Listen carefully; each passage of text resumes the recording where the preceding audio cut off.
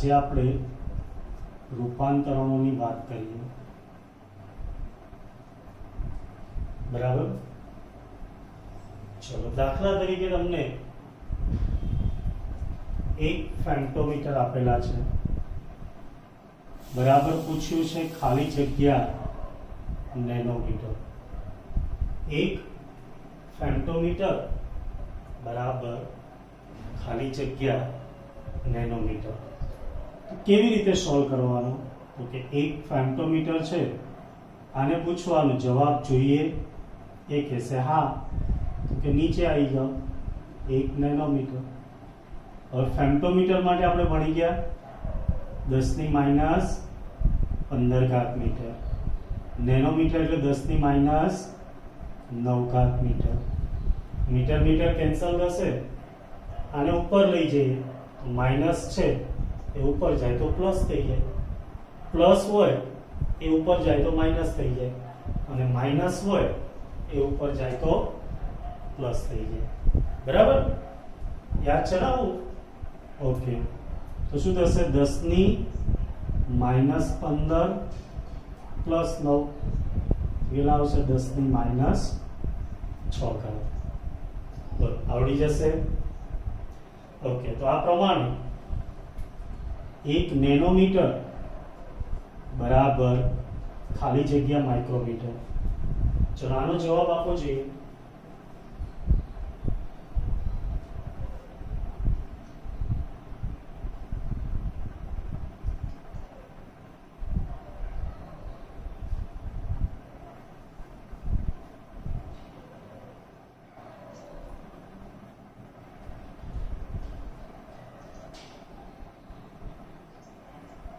Okay, 10 ની -3. જુઓ કેવી રીતે. 1 નેનોમીટર આવશે નીચે, 1 માઇક્રોમીટર. 10 ની -9 ઘાત મીટર, માઇક્રો એટલે 10 ની -6 ઘાત મીટર. મીટર કેન્સલ થશે, -6 ઉપર જાય તો પ્લસ, એટલે 10 ની -3 ઘાત. બોલો, આવડી જાય કે નહીં? Okay, good. ચલો, હવે થોડી સંખ્યા જોડે લઈએ. દાખલા તરીકે 100 કિલોગ્રામ બરાબર ખાલી જગ્યા માઇક્રોગ્રામ. રાઈટ? ચલો, તો આની અંદર આપણે પૂછવાનું, બોલ તારે જવાબ જોઈએ, એ કહેશે હા, તેને નીચે બોલાવવાનું. 100 કિલોગ્રામ ના છેદમાં માઇક્રોગ્રામ. કઈ નહીં, એટલે એક લખી શકાય. 100 એક જ એકમમાં લખવા પડે તો કિલો. કિલો માટે ભણી ગયા ભાઈ આપણે, શું આવે? યસ, 10 ની 3 ઘાત ગ્રામ છેદમાં માઇક્રો એટલે 10 ની -6 ઘાત ગ્રામ. ભણી ગયા ને આપણે? તો દેખો, અહીંયા ગ્રામ ગ્રામ કેન્સલ થશે, ઉપર જુઓ તો 10 ની 5 ઘાત, -6 ઉપર જાય તો પ્લસ, કેટલા આવશે? 10 ની 11 ઘાત. સમજણ પડી ને? અહીંયા 3 ઘાત છે, આ 2 0, એટલે 10 ની 5 ઘાત થઈ ગઈ, -6 ઉપર ગયા એટલે પ્લસ થઈ જાય. બરાબર? ચલો, એ રીતના તમે મને આ એક પ્રશ્ન કરીને આપો જોઈએ.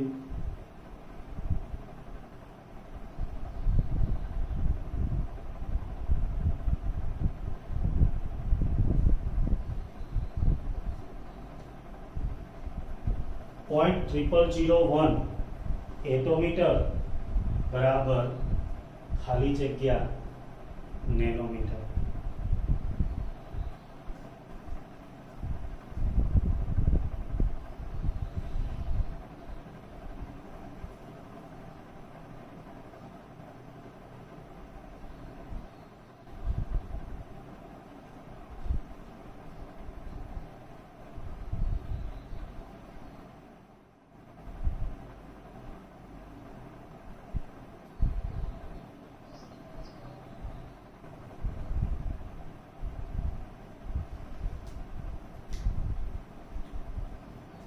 ओके चलो चेक करो 0.0001 एटोमीटर नेनोमीटर छेदમાં આવશે બરાબર।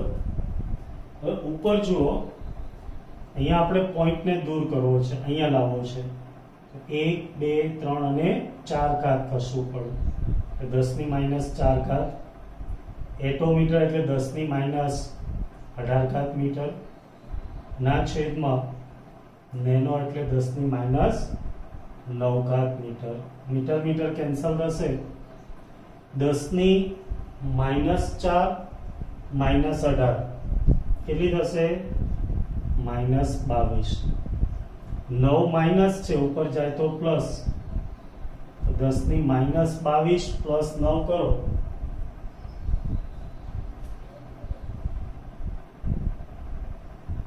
माइनस કેટલા થશે બોલો ફટાફટ 10 ની માઇનસ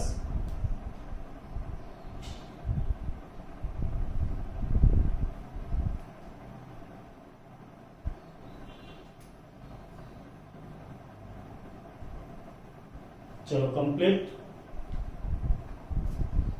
आई गया दरेक ने ओके गुड चलो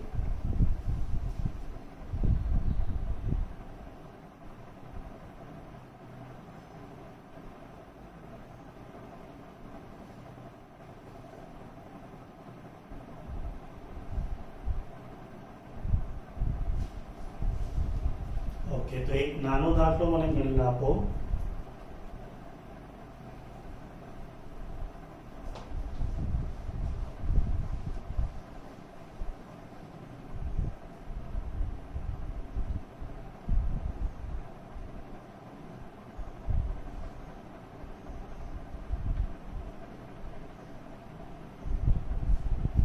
चलो दरेक ट्राई કરીને આપો જોઈએ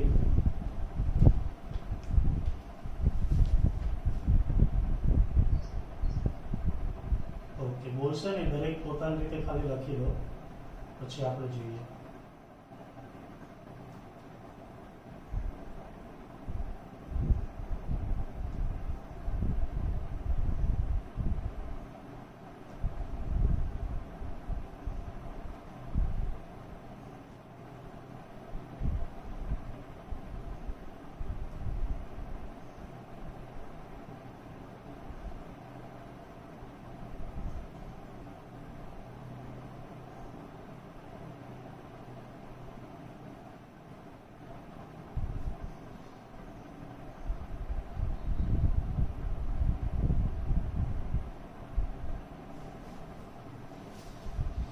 चलो હવે બોલો કેટલા આવે છે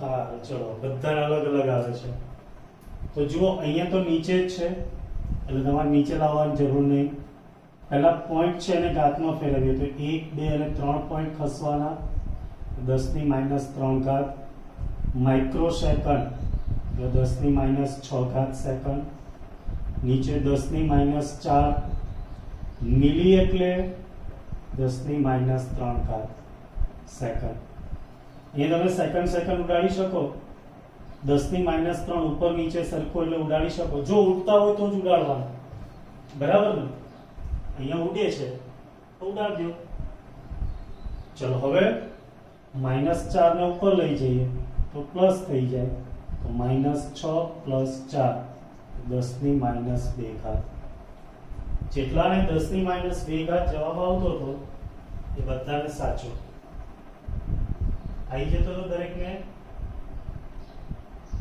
ઓકે ગુડ ચલો હા તો ધીમે ધીમે દરેક ને સાદુરૂપ ફાવવા માંડ્યું બરાબર ને આ રીતના તમારે સાદુરૂપ આપવાની જરૂર પડતી હોય છે રાઈટ चलो तो एक नानो प्रश्न पूछी અને પછી એન્ડ કરી અને આપણે બીજો પોઈન્ટ ખૂણો જોઈએ 1000 ફેમ્ટોમીટર ના છેદમાં 100 માઇક્રોમીટર બરાબર ખાલી જગ્યા.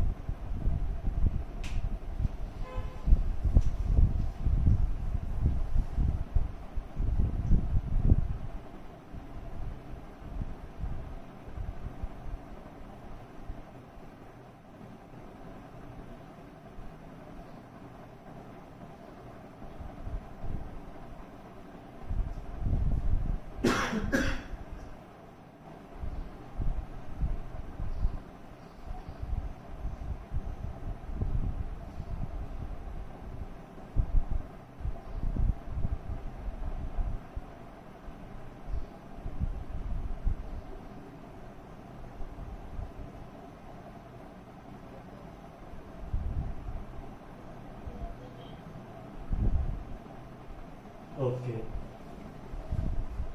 चलो देखिए 1000 એટલે 10 ની 3 ઘાત, ફેમ્ટોમીટર એટલે 10 ની -15 ઘાત મીટર, 100 એટલે 10 ની 2 ઘાત ને, માઇક્રોમીટર 10 ની -6 ઘાત મીટર. ચલો મીટર કેન્સલ થઈ જશે. હવે ઉપર અને નીચે સાદુરૂપ આપી દેવું. तो देखो ऊपर शू थशे, यस -15 +3,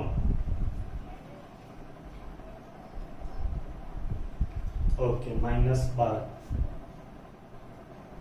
नीचे -6 +2, 10 ની -4 घात.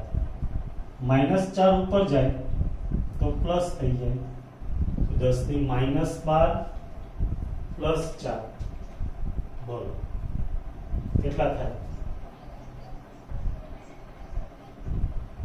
યસ 10 ની -8 ઘાત. આવી ગયો તો દરેકને આટલો આન્સર? ઓકે, ચલો ફાવી જશે. ઓકે, ચલો કન્ફર્મ ને? તો હવે આપણે નેક્સ્ટ એક નાનો પોઈન્ટ જોઈએ, એ એટલે ખૂણો, એંગલ. કોઈને ખબર છે ખૂણો એટલે શું?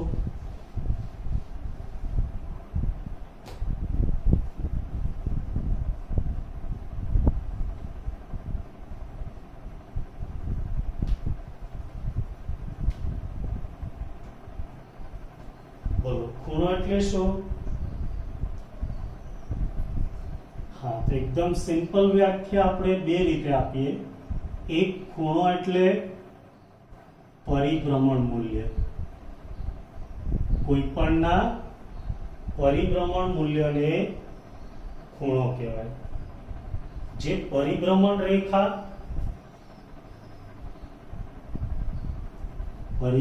રેખા અને પ્રારંભિક સ્થિતિ પરથી મેળવી શકાય. देखो કેવી રીતે, ચલો સમજાવો. દાખલા તરીકે આપણી પ્રારંભિક સ્થિતિ છે આ OX, તો આ થઈ ગઈ પ્રારંભિક સ્થિતિ, રાઈટ? કોઈ અહીંથી પરિભ્રમણ શરૂ કરે છે ને અહીંયા આવે છે, તો O ને એની સાથે જોડી દો, આપણો જ કણ છે ગમે ત્યાં જોડી દો, અહીંયા સુધી આવે, જેને નામ આપી દઈએ A. કોઈ કહેશે OA ને શું કહેવાય? પરિભ્રમણ રેખા. OX ને શું કહેવાય? પ્રારંભિક સ્થિતિ. તો આ પ્રારંભિક સ્થિતિ લખી દો. ચલો OX એટલે પ્રારંભિક સ્થિતિ, OA એટલે પરિભ્રમણ રેખા, અને એ બંને વચ્ચે બને છે ખૂણો AOX. તમને 10મા સુધી સાહેબે એવું શીખવાડ્યું હશે કે ભાઈ ખૂણા માટે વચ્ચે એને લેવામાં આવે છે. એટલે તમે A થી શરૂ કરો તો પણ O વચ્ચે આવે, X થી ચાલુ કરો તો પણ O વચ્ચે આવે. તો આને ખૂણો AOX x કહેવાય. તો AOX એટલે ખૂણો જેને શેના વડે દર્શાવાય? થીટા વડે. બરાબર. હવે જુઓ આની અંદર આ જે પરિભ્રમણ છે એ કઈ દિશામાં કહેવાય?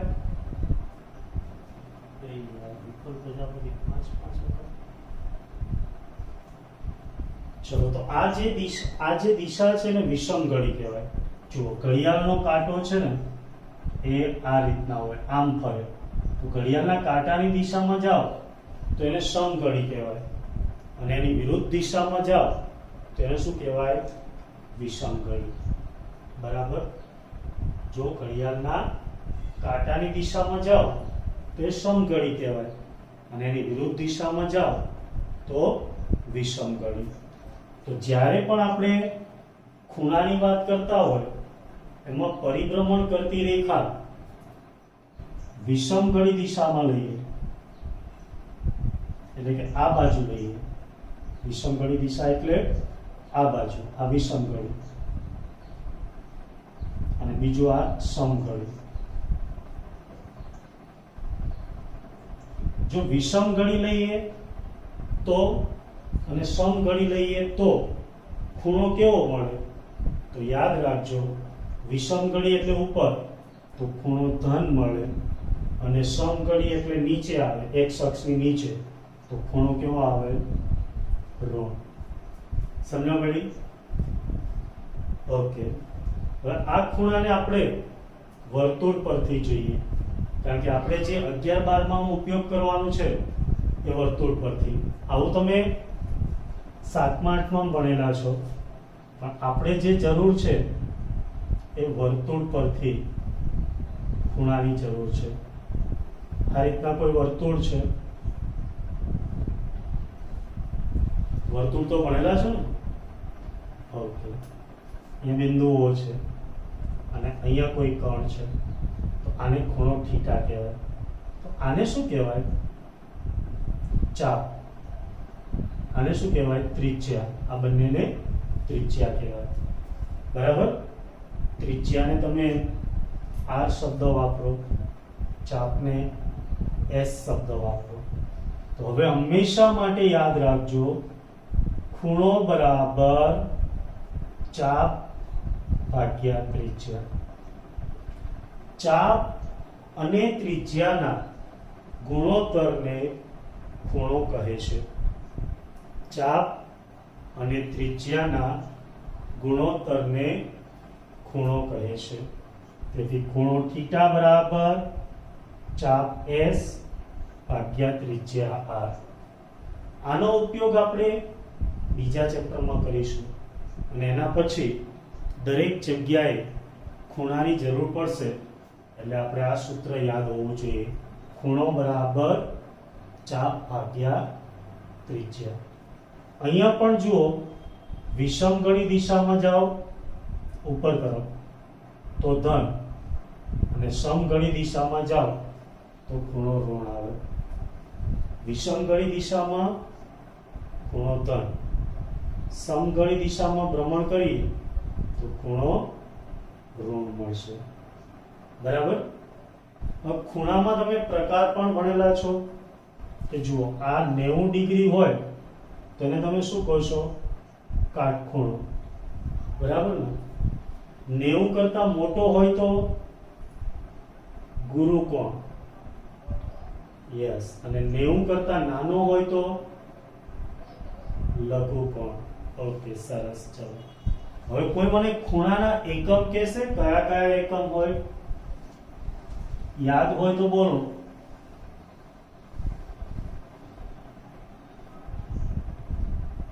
ઓકે, બસ આપણે ડિસ્કસ કરવું છે ખૂણાના એકમો. ચલો, પહેલો એકમ છે ડિગ્રી. સાંભળેલું છે નામ ડિગ્રી?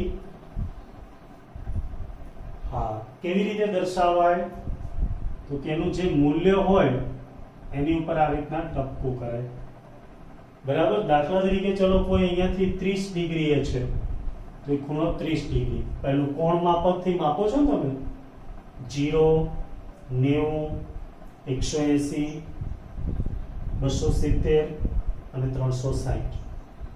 આખું વર્તુળ ફરી જાય તો એનો ખૂણો કેટલો થાય? 360 ડિગ્રી. બરાબર? તમે આ જે ખૂણો બને છે એને શું કહો છો? 90 ડિગ્રી. કારણ કે આ 90 ડિગ્રી છે, 90 ડિગ્રી. બરાબર? હવે અહીંયા હોય તો 180 ડિગ્રી, અહીંયા હોય તો 270 ડિગ્રી, અને ફરીથી પાછો અહીંયા આવી જાય તો 0 હતો અને પાછો આવે 360 ડિગ્રી. બરાબર? હવે ડિગ્રીથી એક નાનો એકમ જેને ઓળખો છો મિનિટ, એને કેવી રીતે દર્શાવાય? તો કે મૂલ્યની ઉપર ખાલી એક નાનો લીટો કરવામાં આવે છે, એને કહેવાય મિનિટ. હા, એને ઘણા ગુજરાતીમાં કડા શબ્દ પણ વાપરે છે. 1 ડિગ્રી બરાબર 60 મિનિટ થાય. બરાબર? એનાથી નાનો એકમ સેકન્ડ, જેને દર્શાવવા મૂલ્ય ઉપર આવા 2 લાઈન કરવામાં આવે છે, 2 લીટાઓ કરવામાં આવે છે, જેને શુદ્ધ ગુજરાતીમાં લોકો વી કળા શબ્દ પણ વાપરે છે. સમજણ છે આ? ચલો એના સંબંધની વાત કરું તો 1 ડિગ્રી બરાબર 60 મિનિટ. સમયમાં જેમ હોય ને એવું 1 કલાક બરાબર કેટલા મિનિટ થાય? 60. તો એમ 1 ડિગ્રી બરાબર કેટલા મિનિટ? 60. અને 1 મિનિટ બરાબર 60 સેકન્ડ, તેથી 60 મિનિટ બરાબર 3600 સેકન્ડ. તો યાદ રહેશે, 1 ડિગ્રી બરાબર 60 મિનિટ બરાબર 3600 સેકન્ડ. યાદ રહી ગયું? ઓકે, ચલો. એના પછીનો ખૂણાનો એસઆઈ એકમ રેડિયન છે, જેને RAD વડે દર્શાવો. તમે ભણી ગયા છો એસઆઈ પદ્ધતિમાં એનો એકમ કયો છે? રેડિયન, જેને RAD વડે દર્શાવાય. તો કોઈ કણ અહીંથી પરિભ્રમણ કરી અને અહીંયા સુધી આવે તો એ 360 ડિગ્રી જેટલું ભ્રમણ કહેવાય. જેને રેડિયનમાં કહીએ તો રેડિયનમાં જુઓ, આને શું કહેવાય? 0, આને π/2, આને π, આને 3π/2 અને આને 2π. તો 360 ડિગ્રી બરાબર 2π રેડિયન. હંમેશા યાદ રાખજો. આવું તમને નાના હોય ત્યારે ભણાવવામાં આવે છે, પણ મોટા ભાગના ભૂલી જાય છે, એટલે આને રિપીટ કરવું પડે. 360 ડિગ્રી બરાબર 2π રેડિયન. તેથી 1 ડિગ્રી, 1 જોઈતા હોય તો 360 સામે જતા રહે, તો 2π ભાગ્યા 360. 2 ને ઉડાડી દો તો કેટલા થાય?